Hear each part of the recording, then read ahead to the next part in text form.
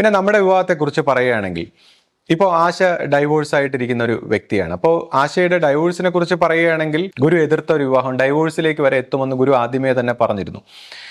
അങ്ങനെ പിന്നീട് വർഷങ്ങൾ കഴിഞ്ഞപ്പോൾ ഇപ്പോൾ അതിനുശേഷം ആശ എൻ്റെ ഒരു വളരെ സുഹൃത്തായിരുന്നു. സുഹൃത്തായിട്ട് തന്നെ നമ്മുടെ ഒരു വർഷങ്ങൾ കഴിഞ്ഞ് ഒരു 10 വർഷത്തോളം ഒക്കെ ആയതിനു ശേഷമാണ് ഇതുപോലെ ഞാൻ നമ്മുടെ വിവാഹത്തെക്കുറിച്ച് ഗുരുവിനോട് ചെന്ന് ചോദിക്കുന്നത്. ശിഷ്യപൂജിതയോടാണ് ഞാൻ ചോദിക്കുന്നത്. അപ്പോൾ ഞാൻ ഗുരുവിനോട് പറഞ്ഞു, നമ്മൾ നല്ല സുഹൃത്തുക്കളാണ്, ഒരു വിവാഹം കഴിച്ച് അവരെയും കൂടി ആശയും കുട്ടികളെയും കൂടി എന്നോടൊപ്പം കൊണ്ടുപോകണമെന്ന് ഞാൻ ഇഷ്ടപ്പെടുന്നു എന്ന് പറഞ്ഞപ്പോൾ ഗുരു എന്നോട് പറഞ്ഞു വേണ്ട, അത് വേണ്ട എന്ന് പറഞ്ഞു. അപ്പോൾ ഞാൻ പിന്നീട് അതൊരു ചെറിയൊരു വിഷമമായിട്ട് തിരിച്ചു വന്നെങ്കിലും ഗുരുവാക്കല്ലേ, നമ്മളത് അനുസരിക്കാം എന്നുള്ള രീതിയിൽ മനസ്സിനെ പരുവപ്പെടുത്തി കൊണ്ടുവരുമ്പോൾ അടുത്ത ദിവസം ഗുരു വിളിച്ചിട്ട് പറഞ്ഞു, അത് ഞാൻ ചെയ്യുന്നത് ശരിയല്ല, അത് നിങ്ങൾ കുടുംബക്കാരെ ആലോചിച്ച് എന്താണെന്ന് വെച്ചാൽ ചെയ്യുക.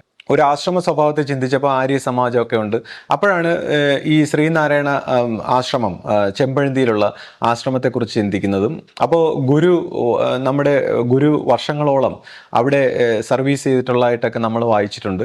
അപ്പോൾ ഞാൻ വിചാരിച്ചു അങ്ങനെ ചെമ്പഴന്തി ആശ്രമത്തിൽ വെച്ചാണ് വിവാഹം നടക്കുന്നത്. അപ്പോൾ വിവാഹം നടന്നിട്ട് പോലും ആശ്രമത്തിലേക്ക് വരണമെന്ന് ഞാൻ ചിന്തിച്ചില്ല. കാര്യം ആശ്രമത്തിൽ വന്ന് ഗുരുവിനെ ആരും ഈ വിഷയത്തിൽ ഒരു മോശമായിട്ട് ചിത്രീകരിക്കാൻ പാടില്ല. കാര്യം ഇപ്പോൾ തന്നെ നമ്മുടെ ഒരു കുറച്ച് വിഭാഗം ആൾക്കാർ എന്തെല്ലാം കഥകളൊക്കെ പറയുന്നു. അപ്പോൾ ആ സാഹചര്യത്തിൽ ഗുരുവിൻ്റെ പേരിൽ ഇത് വരണ്ട, എന്നെ തന്നെ കുറ്റം പറഞ്ഞോട്ടെ ആൾക്കാരെല്ലാവരും, ആ രീതിയിൽ ഞാനിങ്ങനെ ചിന്തിക്കുകയാണ്. എന്നാൽ അന്ന് വിവാഹത്തിൻ്റെ ആ ദിവസം രാവിലെ ഒരു 3 മണി സമയത്ത് എനിക്കൊരു സ്വപ്നം ഉണ്ടാവുകയാണ്. അവിടെ ഗുരു നമ്മളെ 2 കൈ നീട്ടി സ്വീകരിക്കുന്നു. ആശ്രമത്തിലേക്ക് വിവാഹം കഴിച്ചു വരുന്ന നമ്മളെ സ്വീകരിക്കുന്നു. എന്നിട്ട് ചെറുപ്പക്കാരനായ, അതായത് ഗുരുവിൻ്റെ രൂപം വളരെ ഒരു ചെറുപ്പത്തിലുള്ള രൂപം.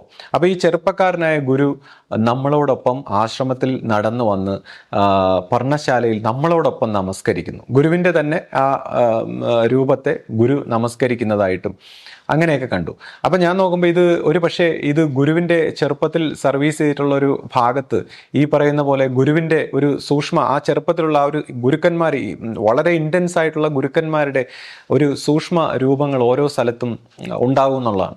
അപ്പോൾ ഗുരുവിൻ്റെ ആ ഒരു ചെറുപ്പകാലത്തെ രൂപം നമ്മുടെ വിവാഹത്തിന് അവിടെ ഒരു സാക്ഷിയായിട്ടുണ്ടായിരുന്നു എന്നുള്ളതാണ് നമ്മുടെ ഒരു അനുഭവം.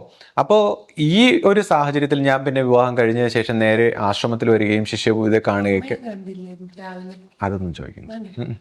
അപ്പോൾ ഈ സാഹചര്യത്തിൽ നമ്മൾ വിവാഹം കഴിഞ്ഞ ശേഷം ആശ്രമത്തിൽ വന്ന് ശിഷ്യപൂജിതയെ കാണുകയും അനുഗ്രഹം വാങ്ങിച്ച് പോവുകയാണ് ഉണ്ടായത്.